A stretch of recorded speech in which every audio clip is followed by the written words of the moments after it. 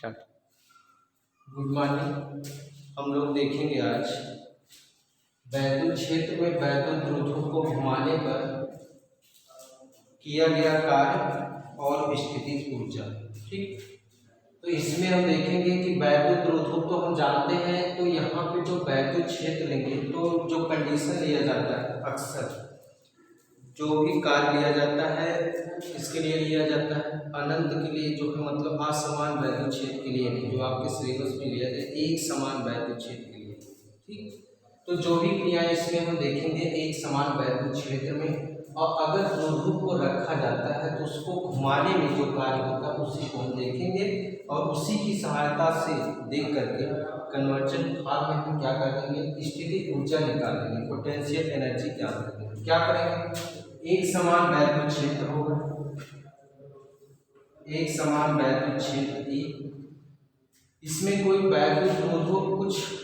क्या करते हैं, वैद्युत द्विध्रुव को मान लेते हैं कुछ कोण बनाते हुए रखा है। वैद्युत द्विध्रुव तो हम लोग जानते हैं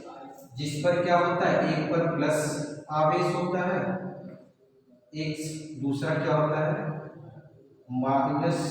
एक पर माइनस क्यू आवेश, एक पर प्लस क्यू आवेश, दोनों के बीच की दूरी कितनी होती है, 2l। ठीक,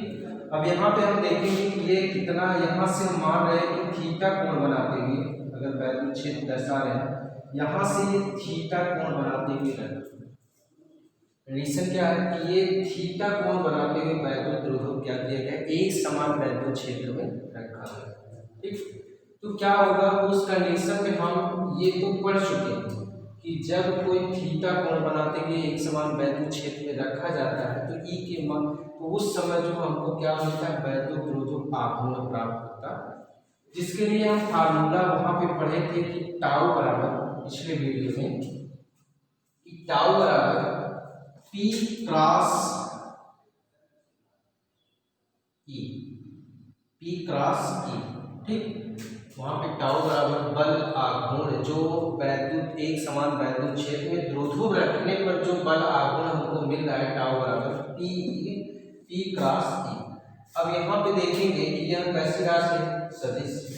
तो इसकी दिशा जो है निर्धारित करेंगे, यहाँ से हटाएंगे तो हमको मिलेगा पी क्रॉस हटाने के बाद पी ई साइन थीटा। अब यहाँ पे साइन थीटा ये कौन सी राशि है, सदिश राशि है, तो सदिश राशि के लिए डायरेक्शन जो इसका होगा, डायरेक्शन हम जानते हैं कि पी के लिए जो रखा जाता है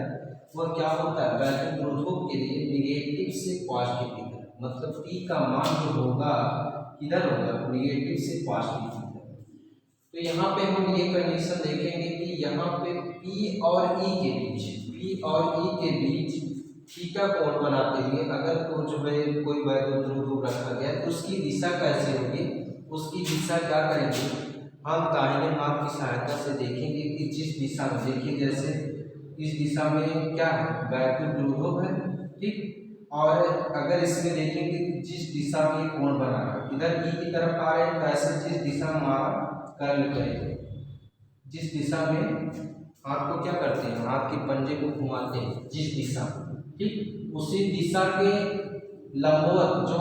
कह सकते हैं कि जो हमारा अंगूठे की दिशा होगी उसी की दिशा में क्या होगा, वैद्युत द्विध्रुव आघूर्ण, सॉरी अब वैद्युत द्विध्रुव कर सकते हैं, या बल आघूर्ण जो इससे प्राप्त होगा उसकी दिशा होगी। अर्थात इस तरीके से घुमाने पर ऐसे रखेंगे और घुमाने पर क्या होगा, अंदर की तरफ, अंदर की तरफ अगर होगा तो उसको इस प्रकार से दिखाते हैं। ठीक, एक गोले में क्रॉस चिन्ह से दिखाएंगे कि जो हमारी दिशा है, जैसे यहाँ ब्लैक बोर्ड के अंदर की तरफ, ठीक, तो अंदर की तरफ जो है यहाँ कंडीशन हम समझेंगे कि किसके लिए, वैद्युत द्विध्रुव। तो हम कहेंगे कि अगर हम क्या करते हैं कि अगर इस पर कुछ कार्य किया, क्योंकि हमको निकालना है कार्य वैद्युत द्विध्रुव को घुमाने पर, हम क्या करें, जैसे पहले ये प्रारंभिक स्थिति में कुछ था, यहाँ पे प्रारंभिक स्थिति में, यहाँ से अगर हम थोड़ा सा परिवर्तित कर देते हैं, कहने का अर्थ हुआ कि यहाँ से हम क्या करते हैं, थीटा गुण, पहले स्थिति ये था ये, अब इसमें से क्या कर देते हैं, थोड़ा सा परिवर्तन कर देते हैं, मतलब कहने का अर्थ हुआ वैद्युत द्विध्रुव जो आपका हो गया, ये मान ले रहे हैं कि थीटा को घुमाने पर प्लस क्यू इधर आ गया, कुछ डाटे लाइन से इसको दिखा दें, परिवर्तन ठीक, परिवर्तन करने पर मतलब कहने का अर्थ वो बाह्य बल लगा करके हम क्या कर रहे हैं, इसको यहाँ पर इस स्थिति से क्या कर दे रहे हैं, घुमा दे रहे हैं। ठीक, तो घुमाने पर यहाँ पर प्लस के यहाँ पे क्या है, माइनस है। तब बल आघूर्ण जो परिवर्तन हुआ इसमें कितना हुआ, डी थीटा। तो डी थीटा परिवर्तन करने पर जो हमारा किया गया कार्य होगा, क्योंकि यह बाह्य फोर्स लगाने पर किया गया कार्य है, तो बाह्य फोर्स लगाने पर किया गया कार्य जो हमारा एक्सटर्नल फोर्स है वह क्या होगा, तो इसी के लिए हम देखते हैं कि W बराबर होता है यह इनटू क्या होता है डी। ठीक, लेकिन यहाँ पे तो कोई कौन सा फोर्स लग रहा है, बल आघूर्ण लग रहा है, बल आघूर्ण लग रहा है। यहाँ पर क्या है, यहाँ पे रोटेट किया जा रहा है, रेखी ने ये रेखी के लिए आप देखते हैं, लेकिन अगर ये रोटेट किया जा रहा है तो ऐसे कंडीशन में जब हम देखेंगे कि यहाँ पे बल के स्थान पर कौन सा रखेंगे, बल आघूर्ण रखेंगे। ठीक, और जो डी के लिए होगा, डी दूरी के लिए हम क्या करते हैं, यहाँ पे जो परिवर्तन हम दर्शाते हैं किससे, डी थीटा से, मतलब कोणीय विस्थापन होगा। ठीक, कोणीय विस्थापन होगा और क्या होगा, घुमाने पर बल आघूर्ण प्राप्त होगा। तो ऐसे कंडीशन में हम जो लेंगे बाहर जो फोर्स लगा रहे, कितना फोर्स हम लगाए हैं, वो अगर हम लिखेंगे तो हो जाएगा टाउ डॉट क्या हो जाएगा, डी थीटा। कैसे, क्योंकि यहाँ से हम क्या किए, इसके स्थान पे रेखी है, रेखी के स्थान पे जो है ये रेखी के लिए, लेकिन हम क्या करें, कोणीय करें, तो कोणीय के लिए हम क्या बल आघूर्ण लेते हैं और कोणीय विस्थापन लेते हैं। तो यहाँ पे जो लिखेंगे क्या हो जाएगा, टाउ या के स्थान पे टाउ डॉट डी। अब इसमें देखेंगे कि ये हमारी कौन सी राशि है, सदिश है, ये भी क्या है, सदिश है। इसकी दिशा अगर हम देखेंगे तो दिशा देखेंगे कि हम घुमा जो रहे हैं इस स्थिति से इधर की तरफ घुमा रहे हैं। ठीक, मतलब ऊपर की तरफ, जिस दिशा में घुमा रहे हैं, ये तो ऐसे था नीचे की तरफ आ रहा है कोण ई, और जब किस कंडीशन में देख रहे थे, वैद्युत रोधो पी और ई के कंडीशन में देख रहे थे तो नीचे की तरफ आ रहा था, तो जो हमारी दिशा थी अंदर की तरफ थी, किसकी, वैद्युत रोधो या कर सकते हैं बल आघूर्ण की। ठीक, लेकिन इसमें क्या होगा कि जो हमारा यहाँ पे वैद्युत रोधो आघूर्ण पे जो स्थिति में परिवर्तन हुआ है, अगर उस पर हम देखते हैं कि अपने दाएं हाथ में रखते हैं और जिस दिशा में घुमाते हैं तो इसकी दिशा सदैव इसके क्या होगी, अंगूठे की दिशा अर्थात कर्व जो है लंब बाहर की तरफ, और जब बाहर की तरफ होगी तो उसको हम क्या दिखाएंगे, गोले के अंदर किसी डॉट लाइन से दिखाते हैं। ठीक, तो इनके और इनके बीच में इसकी दिशा हमको प्राप्त हो गई, इसकी दिशा किधर होगा, क्योंकि हम क्या कर रहे हैं, अब ये नीचे की तरफ नहीं, ये हम क्या कर रहे हैं, कुछ बाह्य फोर्स लगा करके, बाह्य बल लगा करके इसको क्या करें, ऊपर की तरफ घुमाते हैं। तो जब ऊपर की तरफ घुमाते हैं तो यहाँ पर जो बल आघूर्ण का जो इनके बीच क्या होगा, दिशा होगा, और ठीक कैसा होगा, ऊपर की तरफ घुमाने पर, या कह सकते हैं इसके विपरीत काम करने पर, यहाँ पे जो फोर्स लग रहा है उसके विपरीत काम करने पर, बाह्य बल लगाने पर, या कह सकते हैं जो हमको बाह्य वर्ग मिला है वह क्या होगा, वह सदैव लंबवत, बाह्य बल आघूर्ण कैसा होगा, लंबवत होगा। इस कंडीशन में डी टाउ, यहाँ पे टाउ का मान क्या होगा, लंबवत। ठीक, बाहर की तरफ, तो हमको टाउ भी क्या मिला, बाहर की तरफ, वैद्युत रोधो बाह्य जो है वो भी बल आघूर्ण वो भी बाहर की तरफ मिला, और थीटा डी थीटा विस्थापन भी क्या हुआ, बाहर की तरफ मिला। ऐसे में जब यहाँ से डॉट हटाएंगे तो हमको क्या मिलेगा, टाउ डॉट डी थीटा, और यहाँ पे डी टाउ हटाने के बाद क्या मिलेगा, कास, और कास कितना होगा, कास 0 होगा, क्योंकि दोनों की दिशाएं समान है, तो कास 0 उसका मान 1। तो हमको एक्सटर्नल फोर्स जो मिलेगा यस वह कितना मिल जाएगा,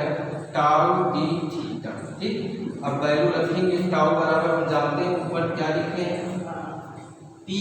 ई साइन थीटा डी थीटा। ठीक, अब हम क्या करेंगे, हम सूक्ष्म विस्थापन हुआ है, अब इसका क्या कर देते हैं, समाकलन कर देते हैं। समाकलन करेंगे तो क्या मिलेगा हमको, ये जो पोजीशन होगा एक्सटर्नल फोर्स,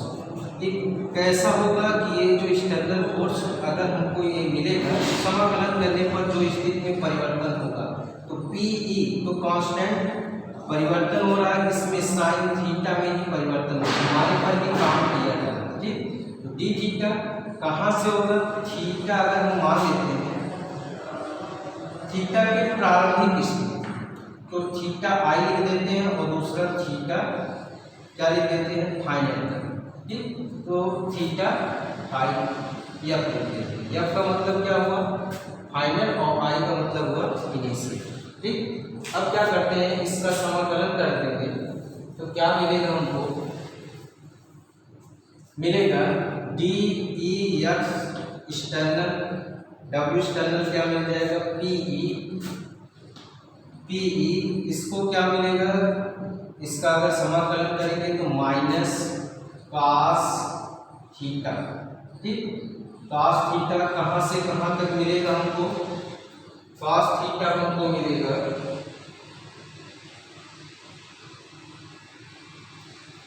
कॉस थीटा कहाँ से कहाँ तक मिलेगा, माइनस यहाँ पे इनिशियल से फाइनल। ठीक, क्या मिल जाएगा, वैल्यू रखेंगे तो पी ई हो जाएगा कोष्टक में कॉस फाइनल के लिए upper limit theta f minus cos theta i. ठीक, अब क्या हो गया, थीटा आई, ये फाइनल के लिए जो परिवर्तन मिला ये किसके लिए मिला है, फाइनल के लिए, और ये इनिशियल के लिए। तो हम देख सकते हैं इसमें जो हमारा किया गया कार्य होगा वह क्या होगा, P E cos phi cos phi या माइनस कास फाई आई। ठीक, तो ये वर्ग जो होगा यह जो है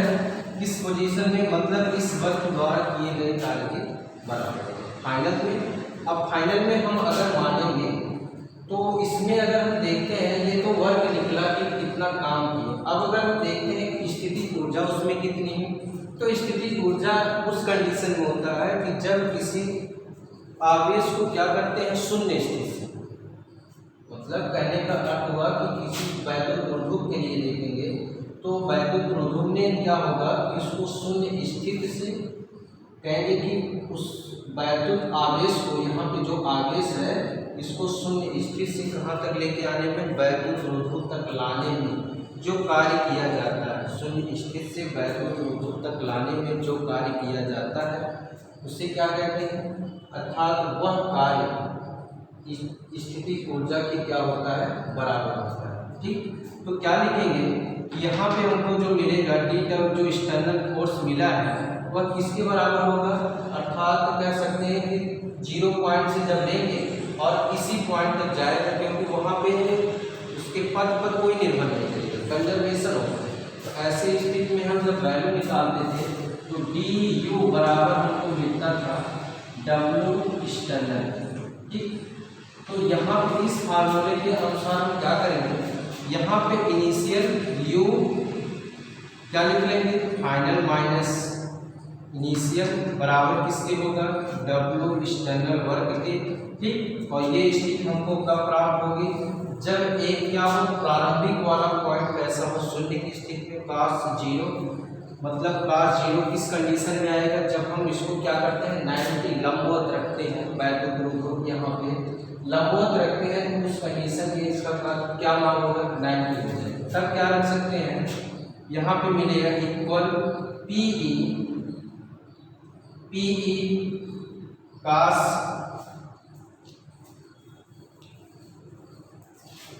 मिल जाएगा हमको, पी ई कास फाई नहीं थीटा या माइनस कास